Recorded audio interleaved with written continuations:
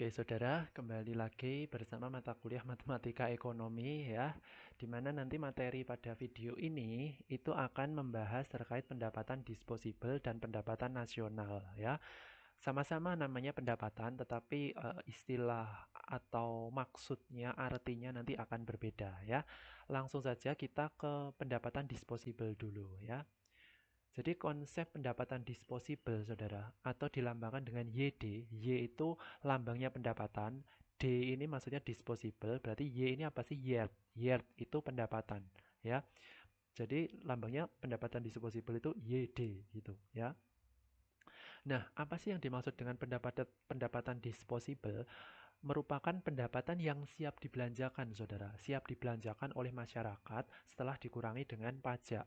Ya, jadi ketika Anda atau ada pekerja yang menerima gaji, ya, gajinya itu setelah dipotong pajak, makanya gaji itu siap dibelanjakan oleh masyarakat atau individu yang bersangkutan, begitu. Jadi kalau dilambangkan atau ditulis dalam bentuk matematis itu berarti YD, berarti di sini pendapatan disposable sama dengan pendapatan ya yang diterima oleh seluruh masyarakat ini saudara Y dikurangi dengan pajak saudara. Sehingga ketika pendapatan ini dikurangi dengan pajak, hasilnya ya hasil akhirnya itu merupakan pendapatan disposable, di mana pendapatan disposable ini bisa langsung digunakan oleh masyarakat untuk keperluan yang dibutuhkan masyarakat tersebut ya. Namun kadang pemerintah itu kadang kan memberikan yang namanya subsidi ya kan. Jadi di sini memberikan bantuan lah ya saudara ya, memberikan bantuan kepada masyarakat sehingga kalau ada bantuan dari pemerintah, pendapatan disposibelnya ini ternyata meningkat saudara. Karena tadi kan pendapatan yang secara keseluruhan yang diterima oleh masyarakat dikurangi pajak ya kan, itu kan mengurangi pajak ini sifatnya. Kemudian pemerintah memberikan yang namanya subsidi, R itu subsidi saudara. Sehingga subsidi ini dapat menambah pendapatan disposable yang siap dibelanjakan oleh masyarakat itu gitu. Karena ada bantuan dari pemerintah begitu. Ya. Kalau pajak berarti sifatnya mengurangi pendapatan disposable. Nah, kalau pendapatan disposable yang sudah diterima masyarakat ini dan siap dibelanjakan oleh masyarakat, berarti pendapatan bersihnya masyarakat gitu loh saudara.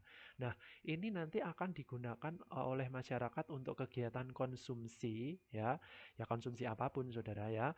Bisa juga digunakan untuk kegiatan yang sisanya digunakan untuk tabungan biasanya ya. Kalau misalkan masyarakat itu tidak menabung, pendapatan yang dia peroleh semuanya digunakan untuk konsumsi, berarti bentuk matematisnya ya cuman YD sama dengan C, ya sudah, berarti pendapatan yang dia terima itu semuanya digunakan untuk konsumsi, begitu.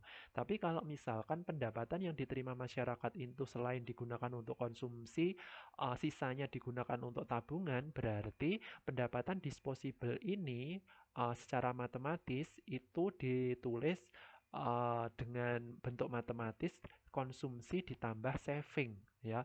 C itu consumption, S itu saving. Jadi konsumsi ditambah saving itu merupakan pendapatan disposable dari masyarakat itu, begitu. Nah, dari fungsi konsumsi sendiri, saudara, konsumsi sendiri itu memiliki bentuk fungsi C sama dengan A plus BYD. Ya, ini sama kayak fungsi linier yang kita pelajari ya, kayak fungsi permintaan penawaran gitu loh ya saudara. Bentuk matematisnya A plus B YD ya. Saving atau tabungan itu juga memiliki bentuk matematis, tapi bentuk matematisnya beda. S sama dengan min A plus dalam kurung 1 min B YD. Ya, itu bentuk matematis dari saving atau tabungan gitu ya. Itu pendapatan disposable.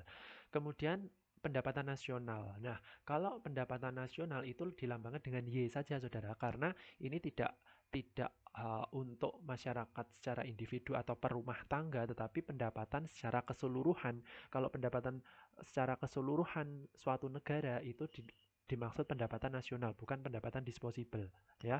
Nah, pendapatan nasional dilambangkan dengan Y saja, itu merupakan jumlah nilai seluruh barang dan jasa yang dihasilkan oleh suatu negara dalam periode tertentu. Maksudnya bukan jumlah barang atau jasanya, tapi nilainya, saudara.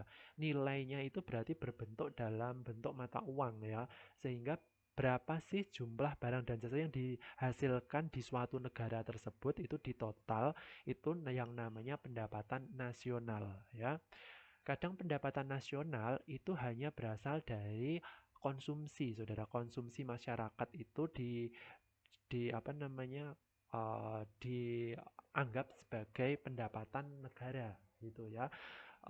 Karena ketika masyarakat itu melakukan kegiatan konsumsi, maka uangnya yang dibayarkan masyarakat kepada produsen itu menjadi sebuah indikator bahwa pendapatan nasional itu naik dari sisi konsumsi masyarakat seperti itu. Nah, selain pendapatan dari sisi konsumsi, ternyata pendapatan nasional itu juga bisa berasal dari kegiatan investasi gitu ya. Kegiatan investasi yang dilakukan oleh masyarakat atau investor eh, menanamkan modalnya di dalam suatu negara tersebut, maka negara tersebut kan mendapatkan yang namanya dana ya, tambahan dana itu bisa menjadi penambah pendapatan nasional selain konsumsi, sehingga bisa ditulis Y sama dengan C plus I, konsumsi ditambah investasi.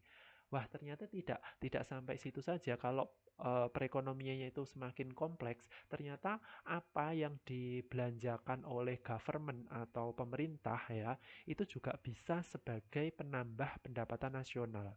Kan pemerintah itu membelanjakan anggaran itu kan tidak hanya atau apa ya, tidak tidak serta-merta dibelanjakan, kan ada tujuannya.